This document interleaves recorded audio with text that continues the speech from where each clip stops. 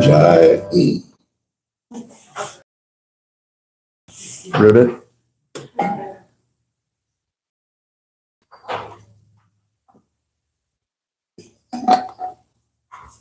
You want a cough drop or okay? Okay. Of course, if a cough drop will manifest. Jai Radha Madhava Punjabi Hari Gopi Janavalabha Giri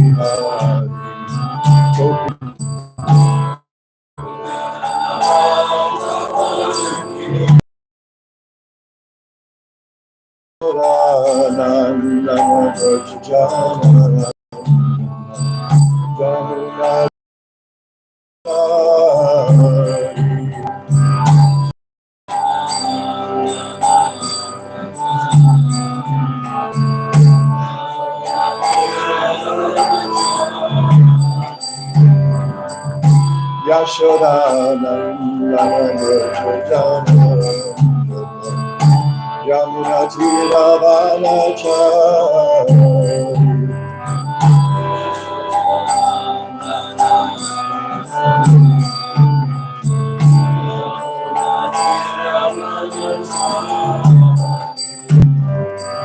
Jai Radha Madhava Punjabi Hari Gopi Janavalabha Giridhari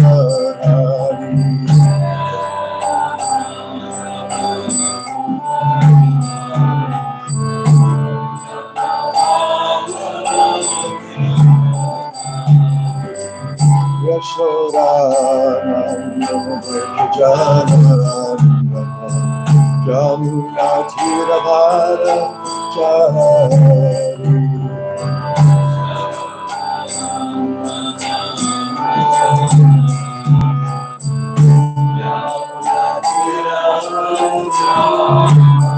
Hare Krishna Krishna Krishna Hare Hare Hare Rama Rama Rama Hare Hare Hare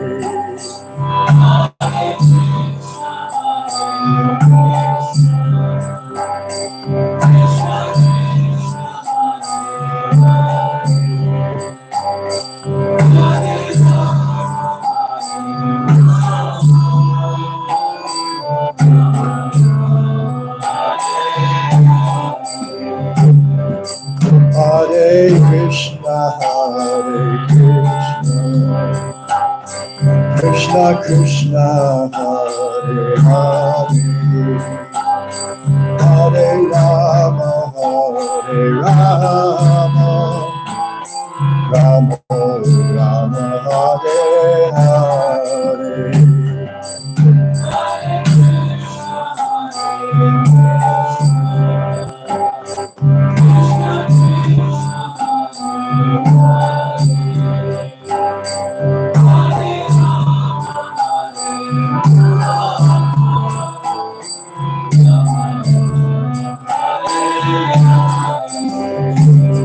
Hare Krishna Krishna Krishna Hare Hare Hare Rama Rama Rama Hare Hare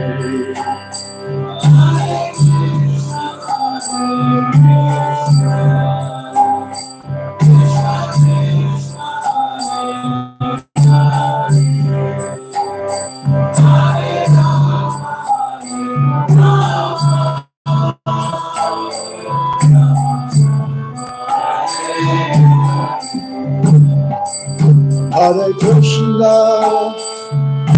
Hare Krishna, Krishna Krishna, Hare Hare, Hare Rama, Hare Rama, Rama Rama, Hare Hare.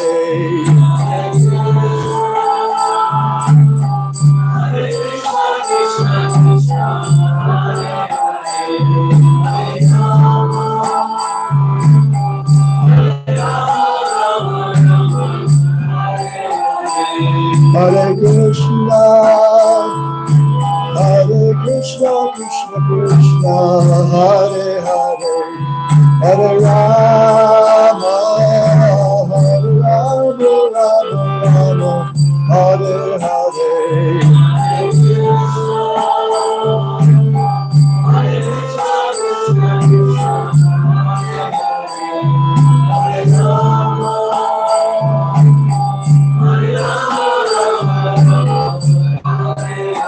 Hare Krishna, Hare Krishna, Krishna Krishna, Hare Hare, Hare Rama, Hare Rama, Rama Rama, Hare Hare.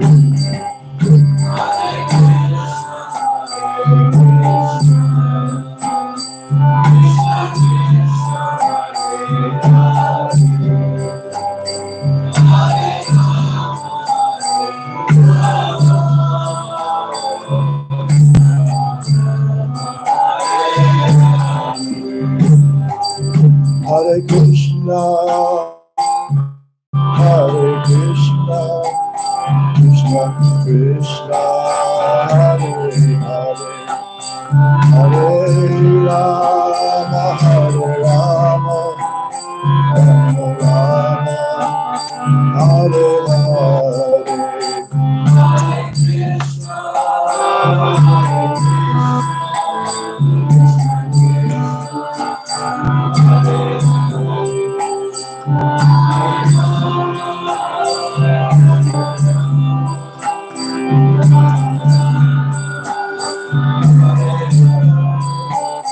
Hare Krishna, Hare Krishna, Krishna Krishna, Hare Hare, Hare Rama, Hare Rama, Rama Rama, Hare Hare.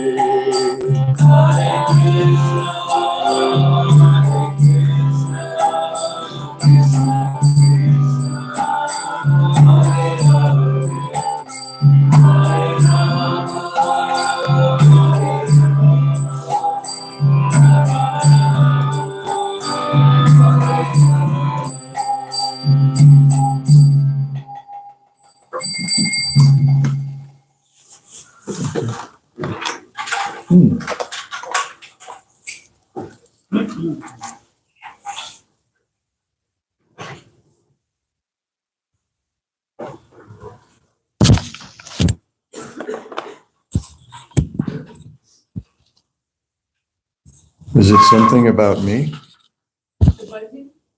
No, I started reading it like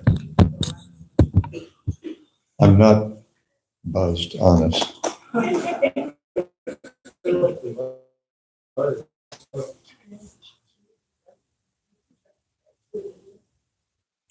Om Namo Bhagavate Vasudevaya. Om Namo Bhagavate Vasudevaya. Om Namo Bhagavate Vasudevaya. Om Namo Bhagavate Vasudevaya. Om Namo Bhagavate Vasudevaya. Om Namo Bhagavate Vasudevaya. This morning we'll hear from Srimad Bhagavatam, Canto 4, Chapter 25, Text 12. Nasadhu mene tat sarva bhutale yavati pura kaman kaman kaman kamayamano so Tasya papataye. Nasadhu menita sarva.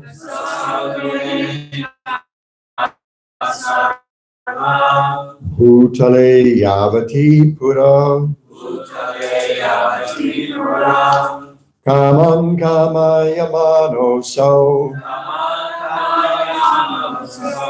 Tasya papataye. Nasadhu menita sarva. Bhutale yavati pura.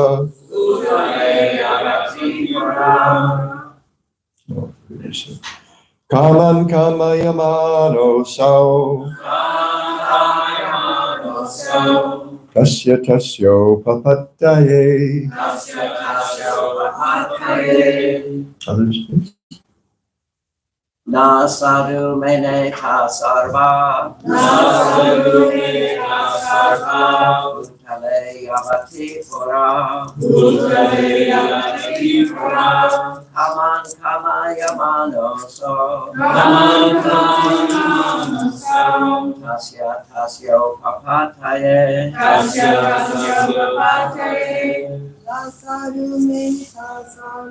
Nasadhu menita sarva.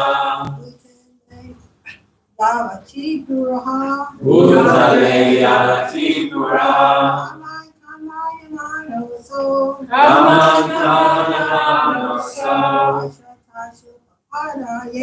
Tasya papataye. Nasadhu menita sarva. Bhutale yavati pura. Kamayamano so. Tasya papataye. Sadhu meneta sarva.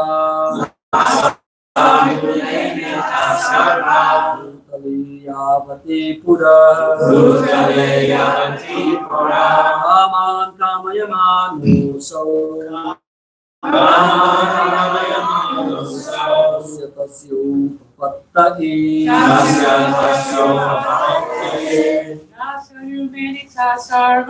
Nasadhu menita sarva.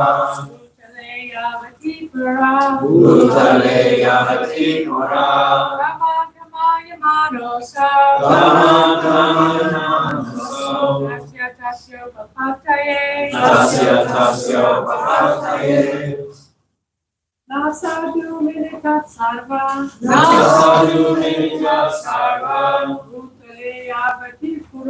Bhutale yavati pura. Kamayamano so. Tasya papataye.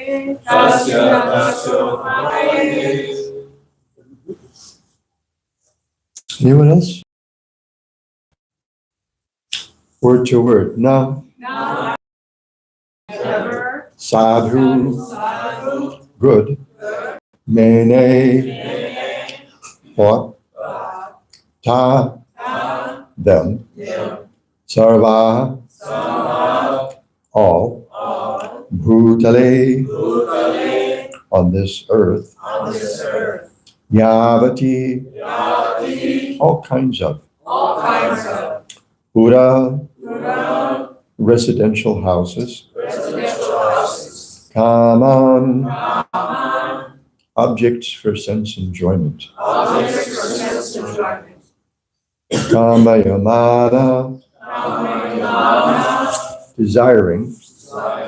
Asau, that king. Tasya, his. Tasya, his. Upapataye, for obtaining. And purport by His Divine Grace A.C. Bhaktivedanta Swami Prabhupada. King Puranjana had unlimited desires for sense enjoyment. Consequently, he traveled all over the world to find a place where all his desires could be fulfilled. Unfortunately, he found a feeling of insufficiency everywhere. Responsively, please. King Puranjana had unlimited desires for sense enjoyment. He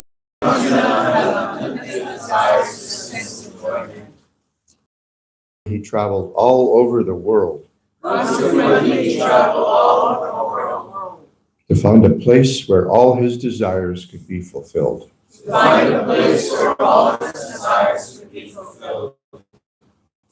Unfortunately, he found a feeling of insufficiency.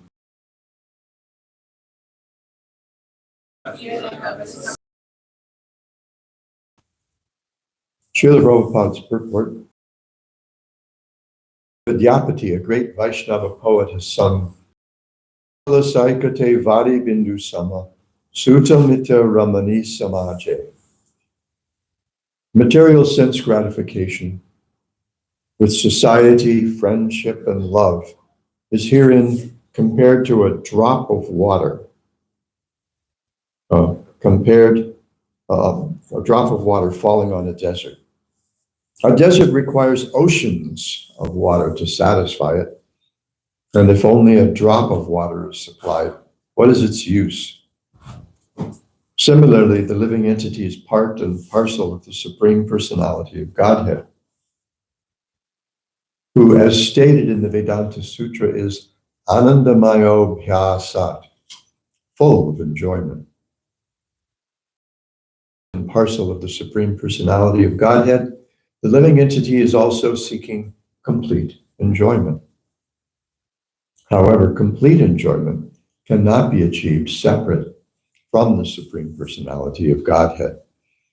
In his wanderings in the different species of life, the living entity may taste some type of enjoyment in one body or another, but full enjoyment of the senses cannot be obtained in any material body. The living entity wanders in different types of bodies, but everywhere meets frustration in his attempt to enjoy. In other words, the spiritual spark covered by matter cannot fully enjoy the senses in any circumstances in material life. A deer may become absorbed in the musical sounds vibrated by the hunter, but the result is that it loses its life.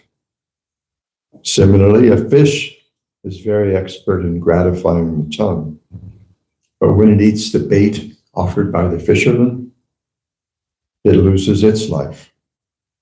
Even the elephant, who's so strong, is captured and loses its independence while satisfying its genitals with the female elephant. In each and every species of life, the living entity gets a body to satisfy various senses, but he cannot enjoy all his senses at one time. In the human form of life, he gets an opportunity to enjoy all his senses pervertedly, but the result is that he becomes so harassed in his attempted sense gratification that he ultimately becomes morose. As he tries to satisfy his senses more and more, he becomes more and more entangled. Om Jnanatimirandhasya Jnananjana Shalakaya Chakshurun Militam Yena Tasmai Shri Gurave Namaha. Mukhaṁ karoti vachalam pangam langhayate girim yat kripatamaham vande Shri Gurun Dinacharanam. Shri Chaitanya Manobhishtam Sthapitam Yena Bhutale Swayam Rupa Kadamahyam Dadati Swapadantikam. Nama Om Vishnu Padaya Krishna Preshtaya Bhutale Srimate Bhaktivedanta Swaminiti Namine. Namaste Saraswati Deve Gauravani Prachadine Nirvishesha Shunyavadi Paschatya Deshatarine Pancha Kalpatarubhyascha Kripa Sindhubhya Evacha Patitanam Pavanebhyo Vaishnavebhyo Namo Namaha.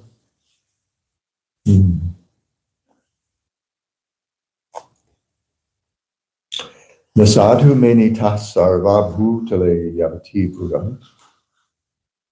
Kaman kamayamano statsau tasya papattaye. King Puranjana had unlimited desires for sense enjoyment. Consequently, he traveled all over the world to find a place where all his desires could be fulfilled. Unfortunately, he found a feeling of insufficiency everywhere.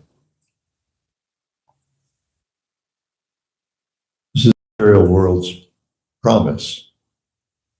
You can have a good time. You can enjoy. It's cool. Go with the flow. Or strive, right? We're always trying to get ahead. Always looking for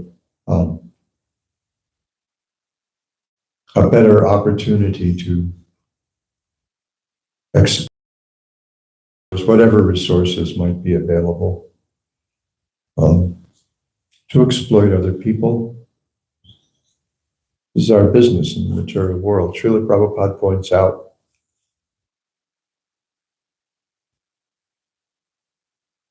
that I already do the second, I already talked about the second verse of the Bhagavatam, didn't I?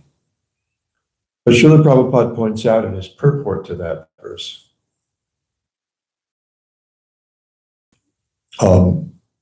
partly describes for the message of the Bhagavatam, those who are completely pure in heart. And the reason we can say they're pure in heart is they don't envy anyone. And the reason they don't envy anyone is they don't have their own agenda. They've already rejected the four great values of human life: Dharma, Artha, Kama, the aspiration for Dharma, Artha, Kama, and Moksha. So in his purport to the second verse, Srila Prabhupada writes, he's describing how everyone's competing with everyone else to get whatever they can to enjoy. And he says that the transcendental devotees of the Lord not only aren't competing for the resources of material nature, instead, they try to create a competition-less society with God at the center.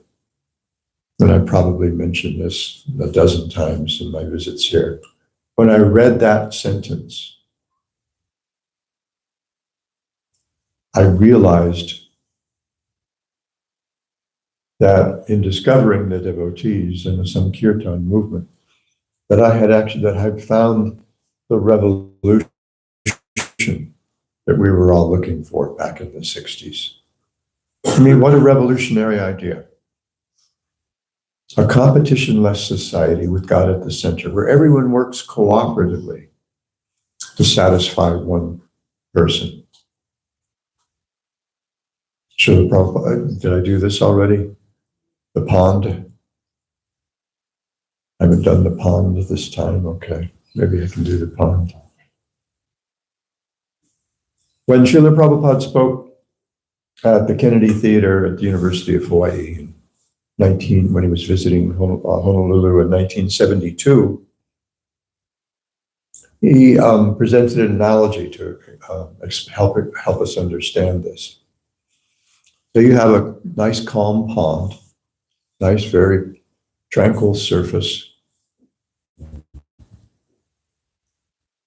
You drop a stone in that pond, what happens? Well, you get a little bloop, right? But then you have ripples radiating in concentric circles from the point where that stone dropped. Very nice, peaceful, meditative kind of pattern on the surface of the pond. Kind of cool. But if I were to drop a stone here, and Gaur Prema were here to drop a stone over there, well, he'd have his little concentric circle ripples radiating very nicely, and I'd have mine, and everything would be really copacetic on the surface of the pond. until they meet each other. And then there's a little turbulence on the surface of the pond. And if Lalita were to drop a stone, and Damodar, and Divya, and Yamuna, and Yashoda, and Nadia, what do we have on the surface of the pond? We have chaos. We have a mess. So Srila Prabhupada used that to illustrate what I understood at that moment as a way of understanding an Ishavasya society. And I had an idea for a Back to Godhead article that I actually never wrote. Yet, that was over 50 years ago, 52 and a half years ago. Article is just now coming. So when I read that sentence in the purport to the second verse of the Srimad Bhagavatam, that pretty much cemented it for me. Up to that point, I was kind of bhakti curious. I was very attracted to the kirtan. I'm very attracted to the idea of Krishna bhakti. I found Srila Prabhupada's presentation of Bhagavad Gita accessible and enlightening. I had read several editions of Bhagavad Gita before that, starting when I was in high school, and frankly couldn't make sense out of them at all, couldn't penetrate the text at all. I think perhaps I was trying to get through, well, first of all, there was the battlefield setting. And in my later attempts, I don't remember so much about my attempts to understand Bhagavad Gita when I was in high school. All I knew was that they utterly failed. Don't remember which editions of Bhagavad Gita I might have read. I don't think I could have gotten one from the Mount Vernon High School library. Maybe the Fairfax County Library in Bellhaven or whatever, I don't know. But later, when I was trying to read Bhagavad Gita while I was in the Navy because of my attraction for Gandhi's style of politics, couldn't make any sense out of it. And so part of the problem was the battlefield setting. And at that point in my life, I was trending very heavily pacifist.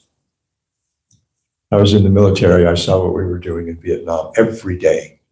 Part of my job was reviewing aerial reconnaissance photography of North and South Vietnam, Cambodia, and Laos. And it was just disturbing. But also, part of the problem could have been just trying to get through that huge chunk of the first chapter, which is just a whole bunch of Sanskrit names that didn't mean anything to me. I didn't grow up in a Hindu family. I had never read Mahabharata. I didn't know who any of these guys were or why I should care.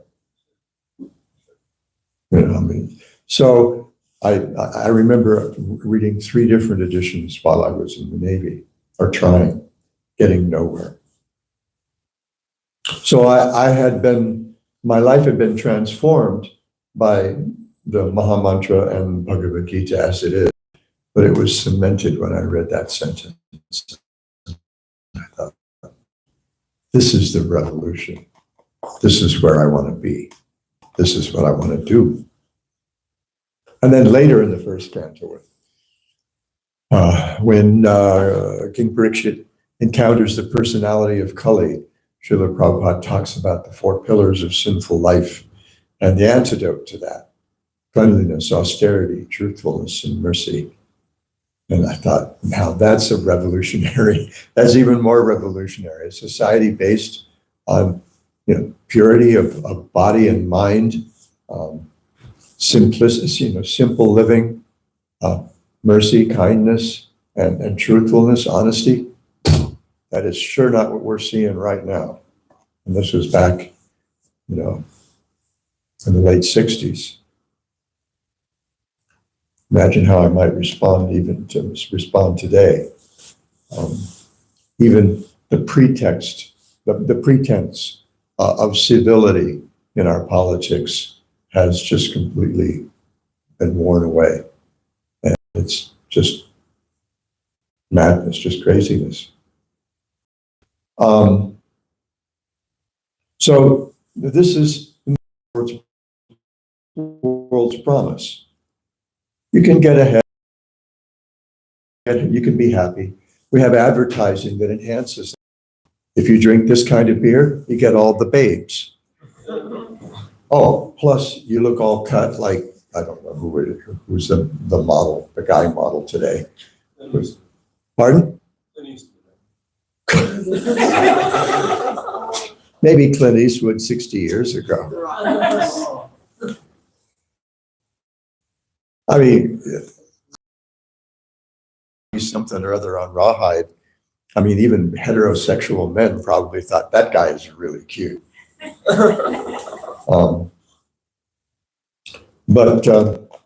Anyway, whoever it is, and that's not what you look like when you drink a whole bunch of that beer.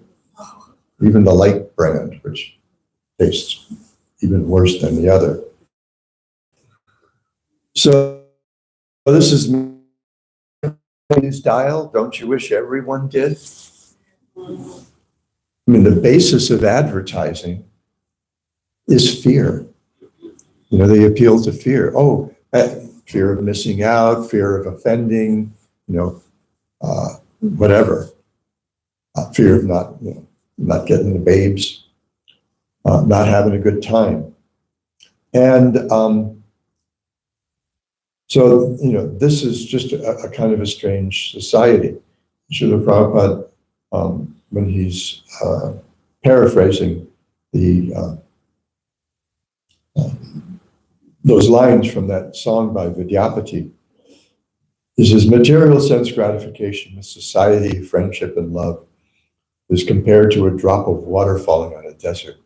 That phrase, this is a phrase Srila Prabhupada used frequently, society, friendship, and love. And I remember, a few years ago, maybe 13, 14 years ago, one of my friends who was perplexed by, my former wife's and my working toward my accepting sannyas. They didn't get it. Because we were a really good team. We really liked each other. We supported each other's spiritual life. They just didn't get it. And one of my friends came to me one day and said, I heard this lecture Srila Prabhupada gave in London in 1973. I get it. He gave me the date of the lecture and the verse, and I looked it up. And Srila Prabhupada said, along the way, he said, society, friendship, and love divinely bestowed upon man by God, they say. No, it is not. And when I realized that he had borrowed that phrase from a poem, I found that poem. It's a poem by William Cowper, whose name might be a little familiar because Srila Prabhupada cites another of his poems. A poem in which Cowper says something like, I can't remember the exact words right now, but the village was made by God, the country was made by God and the town was made by man, or something like that. So Prabhupada would cite that Cowper poem, that line from a Cowper poem, couplet from a Cowper poem, when he's talking about simple living and high thinking. So here's another Cowper poem, something like something or other, the travails of Alexander Selkirk. And this was a period of time when Cowper wrote, was a period of time when there was a genre of literature that became known as Robinsons, starting with Robinson, that got their name from Robinson Crusoe, Daniel Defoe's novel. And Robinson Crusoe was a castaway. He was a guy who was stranded on on an apparently deserted island and had to fend for himself. Modern day version of that would be the Tom Hanks movie from whatever it was, 20, 25 years ago, Cast Away. But this was a very popular genre then because there was a lot of exploration of the world, ocean exploration going on. There were a lot of ships getting lost. So the story about Alexander Selkirk was a guy who actually, this isn't a real person, who was stranded on a desert off the coast of South America for a year and a half, something like that. And in Cowper's poem about this, he has a Selkirk lamenting, society, friendship, and love divinely bestowed upon God, upon man by God.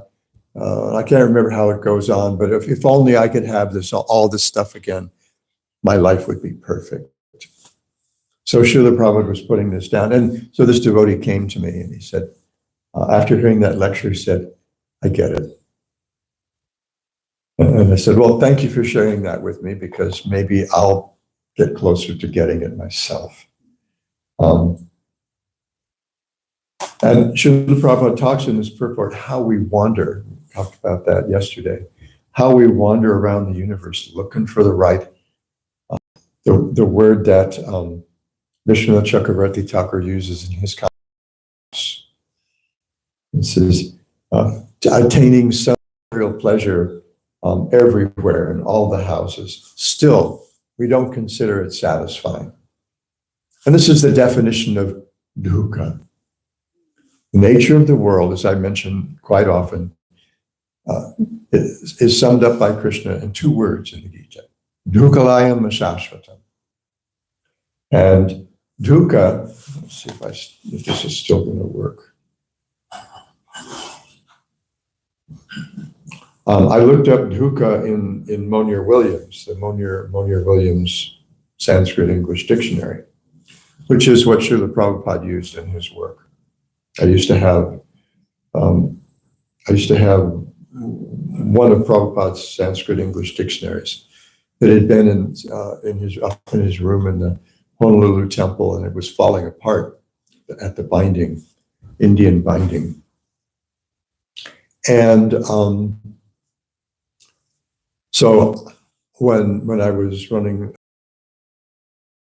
back in the late 70s and into the 80s,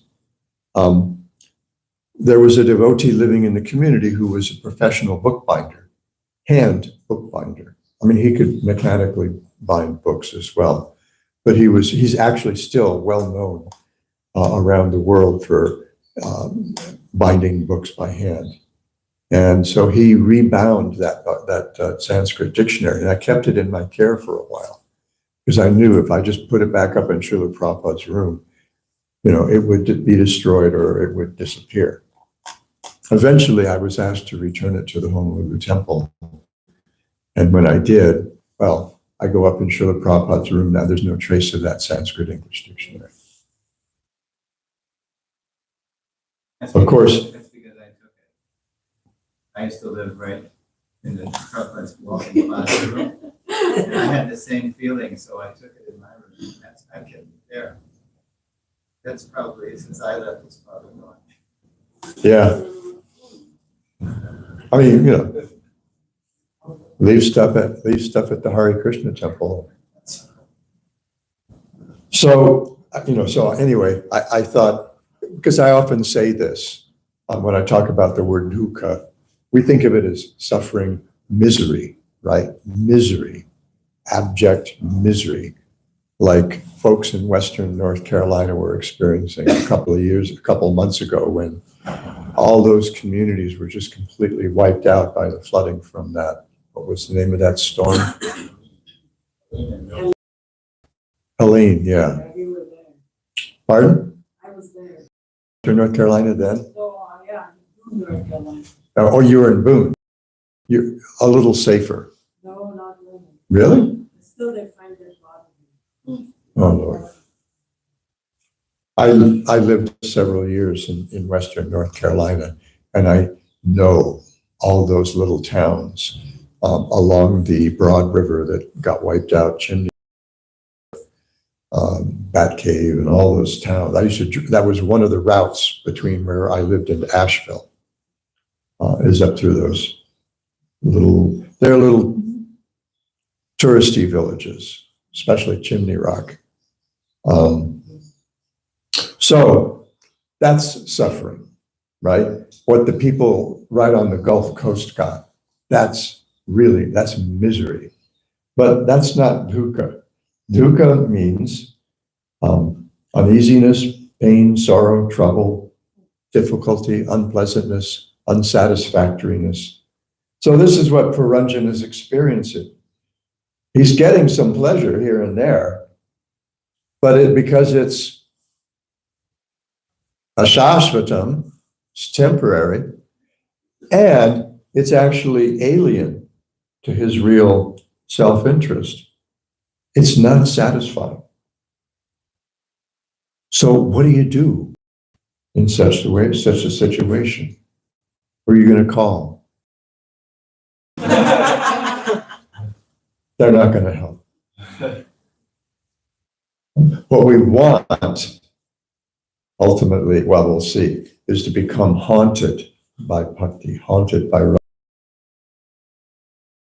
So the solution is, we see the solution in this is when King Nimi is on pilgrimage. 9 sages who are sons of King Rishabdev, the Navi-Yogendras.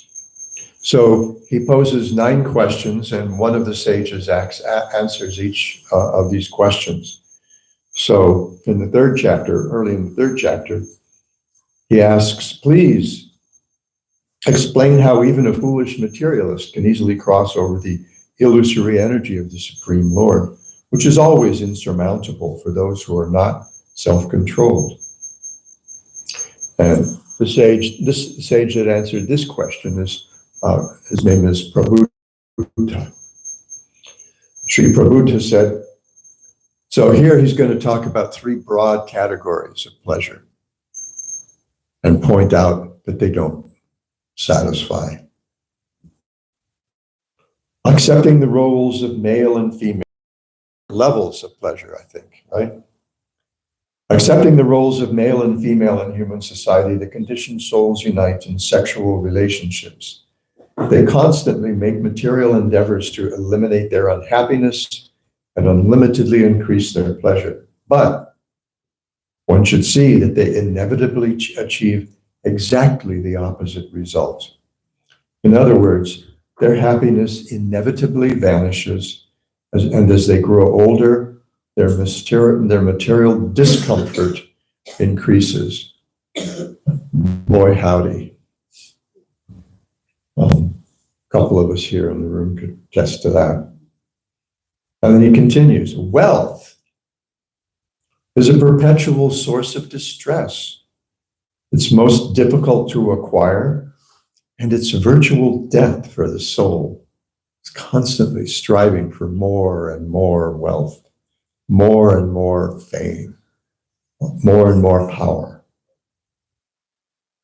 What satisfaction does one actually gain from his wealth?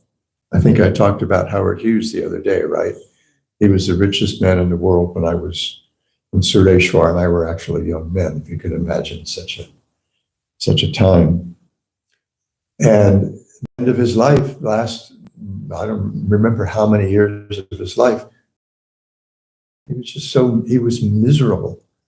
Apparently triggered by the thought of losing all the wealth. This is a guy who had, all the money, very famous. He owned movie studios, which meant he had easy access to all the big movie starlets, practically speaking, owned them. And when he got old, you could see his health was failing. He was going to lose his wealth. He didn't trust any human being to come near him because they might give him some germs and kill him and take his wealth, whatever.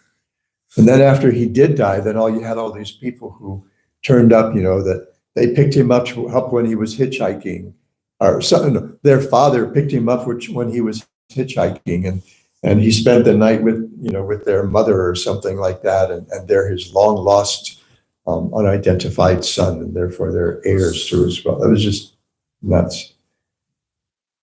He says, similarly, how can one gain ultimate or permanent happiness from one's so-called home, children, relatives, and domestic animals, which are all maintained by one's hard-earned money?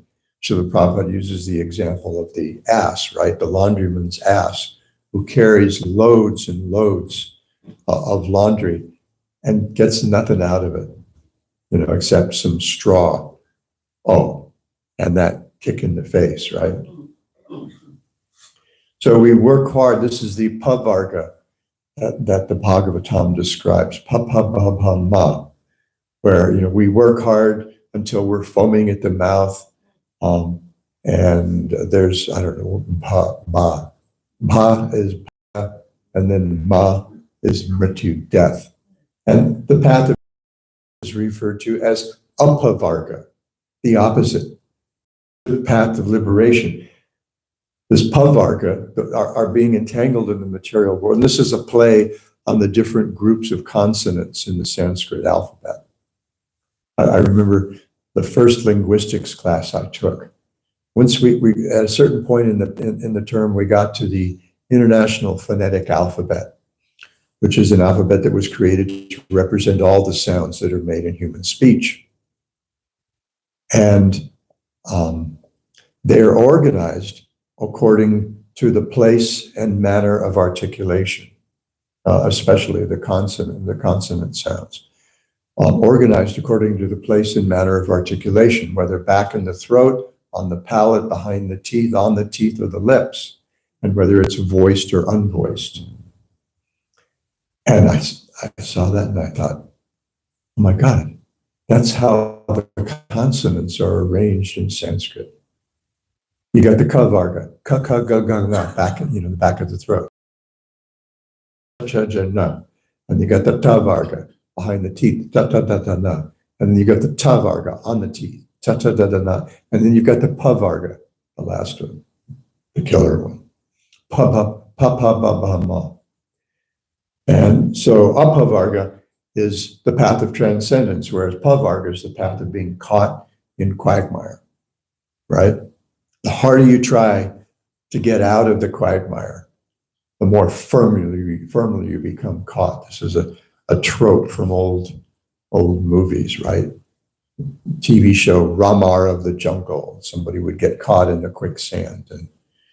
And by the way, the guy John, anybody ever see Ramar of the Jungle? You got to be a certain age. This is a show in the early and mid 50s. The actor who played Ramar, who was the white doctor, Buana, the white doctor saving all the natives in Africa or wherever it was. John Hall was actually a scuba diving buddy of my father's. This is my 15 minutes of fame. So what do we get from all this? Nothing. And then he goes up another level, Prabhuta. One cannot find permanent happiness even on the heavenly planets, which one can attain in the next life by ritualistic ceremonies and you engage in the karma kanda, in the varnashram system. You do it perfectly, you can attain swarga and apparently live forever. You live a really long time. And the pleasure there makes the greatest pleasures here, even getting locked in way back on a pipeline or chopu tube, pale by comparison. Even in material heaven, living entities disturbed by rivalry with his equals and envy of those superior to him. And since one's residence in heaven is finished with the exhaustion of pious fruitive activities, chine punyamachalokam vishanti, the denizens of heaven are afflicted by fear, anticipating the destruction of their heavenly life. Thus, they resemble kings who, though enviously admired by the ordinary citizens, are constantly harassed by enemy kings, and who therefore never attain actual happiness. There was a song in an old musical, late 50s, early 60s, called Camelot, about there's a musical about the reign of King Arthur or something. And one of the songs in there, it had the peasants singing, "I wonder what the king is doing tonight." And the king is singing, "What do the simple folk do?" The grass is always greener, right? So what's the solution? What are we going to do? Prabhupada has actually kind of set up the dissatisfaction that Nimi is expressing. So what's the solution? Tasmad gurum prapadyeta jigyasu shaya uttama shabde pare cha nishnatam brahmanyupashamashaya. So that if we seriously desire real happiness, we need to take shelter of a bona fide spiritual master and accept initiation. And then explains the qualifications of a spiritual master.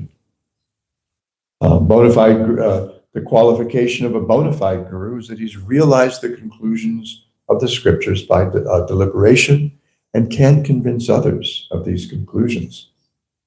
Such great personalities who've taken shelter of the Supreme Godhead, Shabde Parecha Nishnatam, Brahmani Upashamashaya, Srila Prabhupada says in a couple of lectures, he said, he's taken a dip in the ocean of transcendence. Not dipping his toe in. We're talking about total immersion, Southern Baptist style, scuba style, free diving style.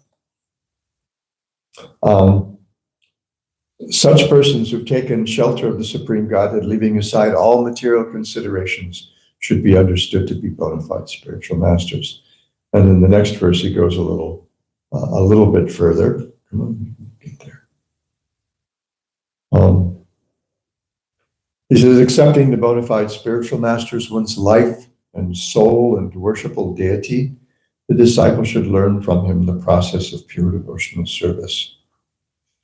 The Supreme Personality of Godhead, Hari, is the soul of all souls, and he's inclined to give himself to his pure devotees. We've been talking about that. Therefore, the disciple should learn from the Guru to serve the Lord without duplicity and in such a faithful and favorable way that the Supreme Lord, being satisfied, will offer himself to the faithful disciple. So this is the solution. The problem is we're stuck here in the material world. Whatever squirrel or, whatever beautiful music we hear, whatever beautiful sex object we might see, those things draw our senses and our mind follows, and we chase them. So the deer chases the sound of the flute, the hunter gets him. What are the other examples? The elephant chases the bull elephant chases the cow and gets stuck in the hunter's trap. So this is a story of our life, and the solution is to find someone who can show us the way out, a little like Plato's allegory of the cave, where someone's stuck in a cave for so long that they think that's all of life, and they think that real life,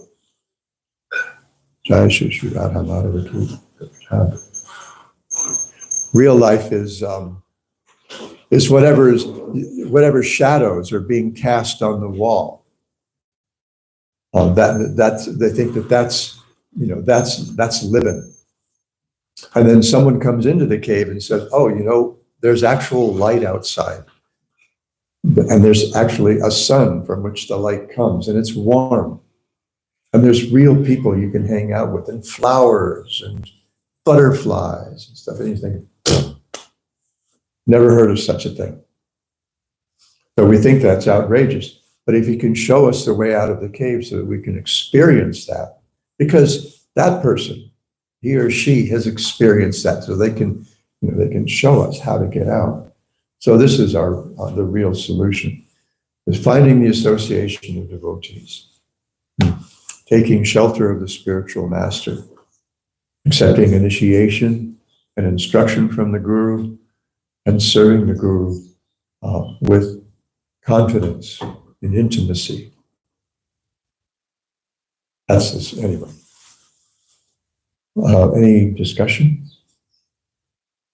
before the hook comes? Thank you, Maharaj. I love that Plato's cave story, and you just made me think, like, it seems like it could explain Krishna consciousness so well, but then if you may share that with somebody, they may think, well, like, oh, with regular science, I'm already experiencing coming out of the cave, or with this or that mundane thing. So what would you recommend a simple way of sharing the difference between Krishna consciousness and what somebody might think they've already found as a mundane way out of the cave? Does that make sense? Oh, no, it's a perfect question. And a question for a devotee. And it's a constant concern. If the qualification of a spiritual master is that they've experienced transcendental life and can show it to others, how are they going to show it to? Well, it's not everybody who's going to be able to see that. What we see here is a progression. Is this progression from seeing through the scam of the material world. And when this is so, Tasmad Guru, therefore, someone who wants real happiness needs to find spiritual life. But not everyone really is ready for that.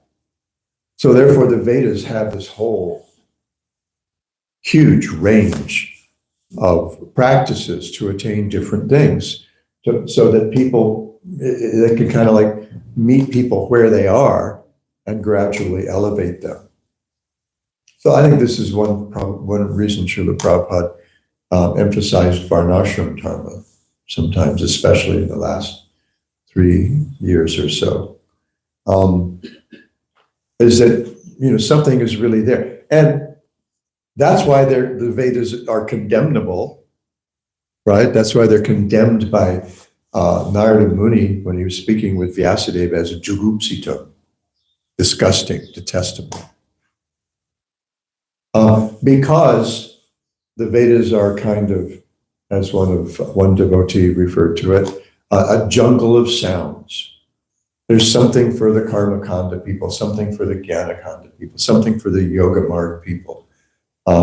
And what Srila Vyasadeva was missing after having compiled all the Vedas, the Puranas, and the Itihasas, was something that exclusively glorified bhakti. So what we're doing is we're looking for people who are ready. We're not going to be able to convince everybody, especially by argument, by debating. We think back when I was young, you could see us, on people's doorsteps, or on Kalakaua Avenue in Waikiki, or at the Fort Street Mall, trying to convince people that they need to surrender to Srila Prabhupada or something. Because we were really new and enthusiastic. We had that utsaha, I'm going to save the world. But what we can do is try to kind of see where they are and just see if we can rattle their cage a little bit, offer something so maybe you can try explaining how everything is temporary and not really satisfying. I mean, if it were so satisfying, why would we need so much advertisement?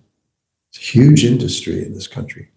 I mean, just that one party in the last couple of months of this political campaign spent $1 billion on Vice President Harris's campaign.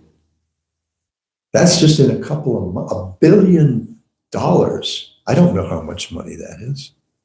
I mean, I can see the number of zeros, but that makes sense to me. $10,000 doesn't make any sense to me, right? They spent, and then the other side probably about as much.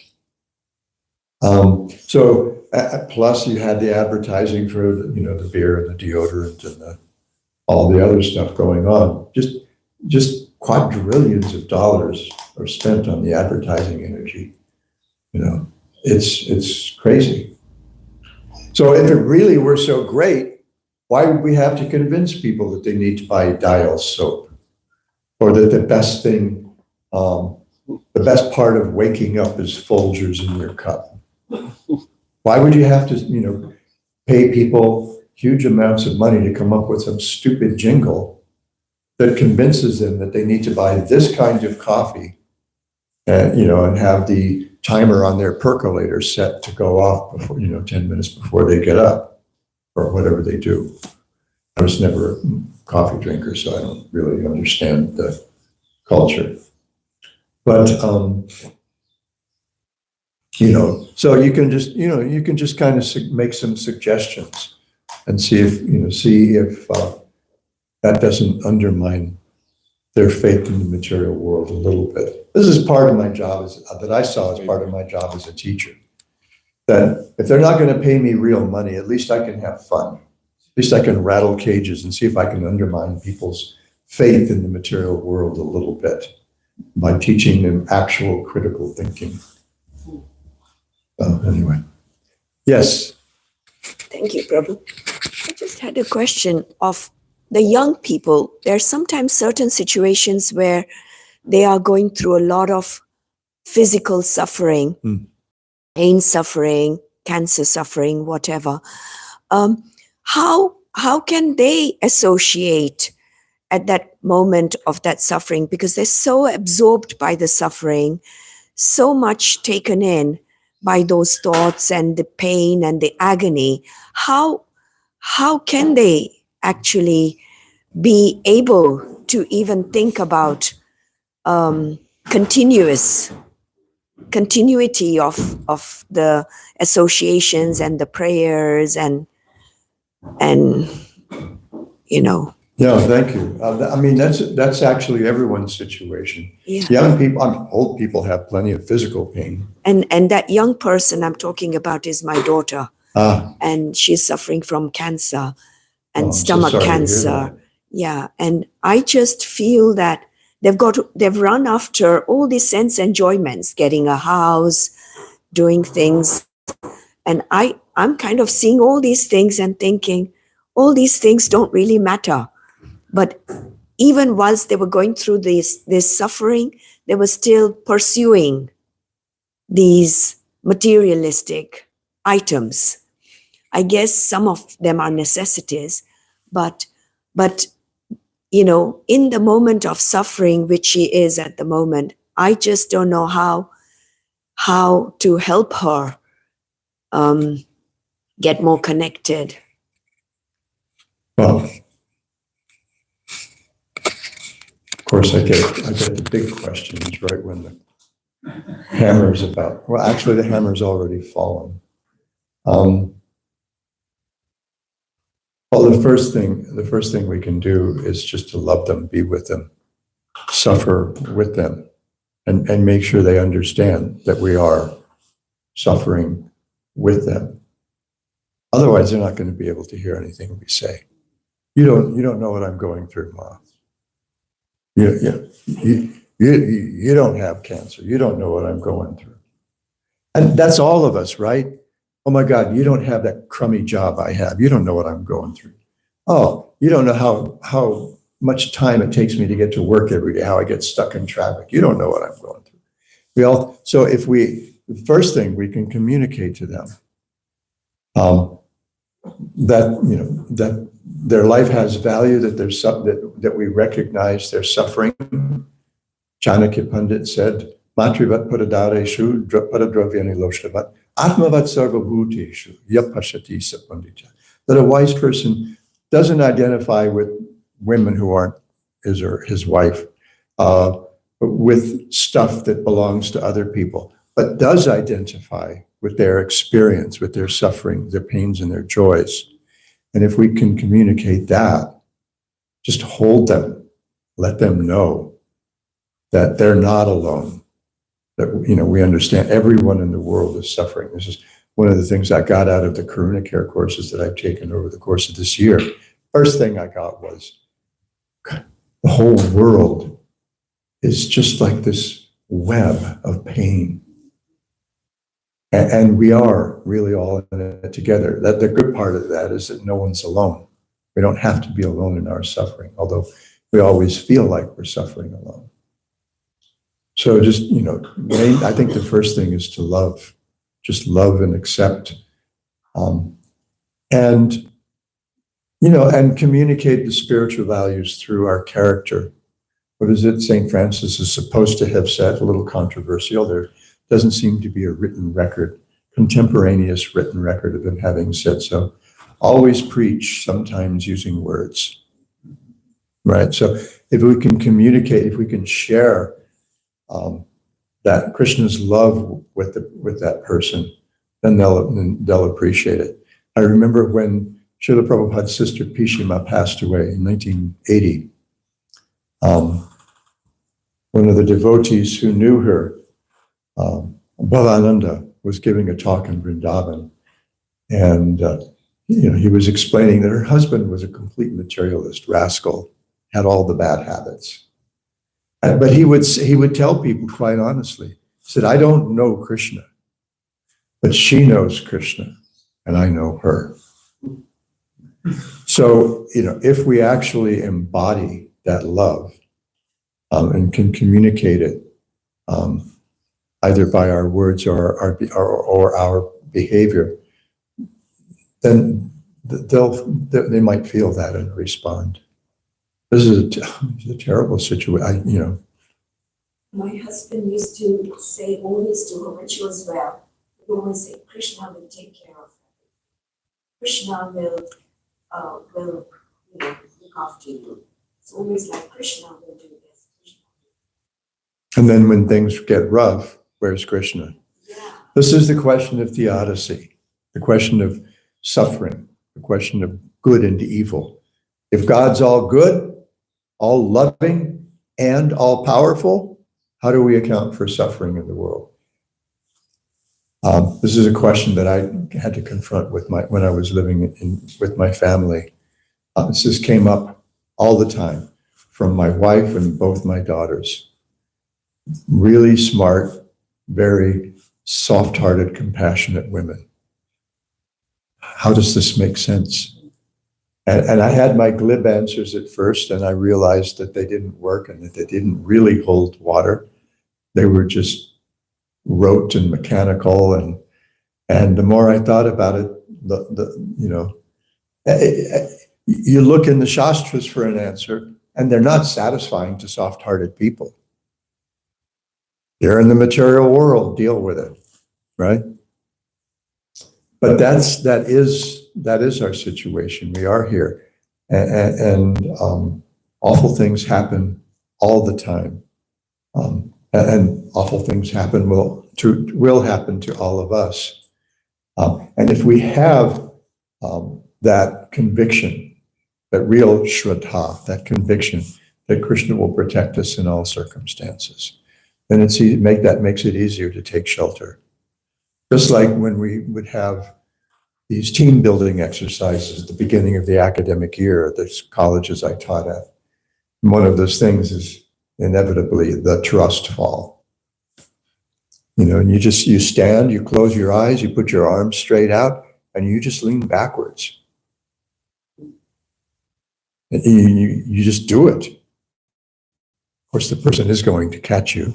They don't want to be the one whose colleague has their head bouncing off the ceramic tile floor, or making a mess or anything like that. Nobody wants, so they're always going to, and the idea is that, okay, once we see that we can rely on our team members, then let's get together to make, Hawaii community better than it's been for the last 60 years or whatever it is, wherever we work. Yeah. This would go under Jayadvaita Maharaj's category of tough ones on the old BBT website. Thank you so much. Big question, and we don't have time to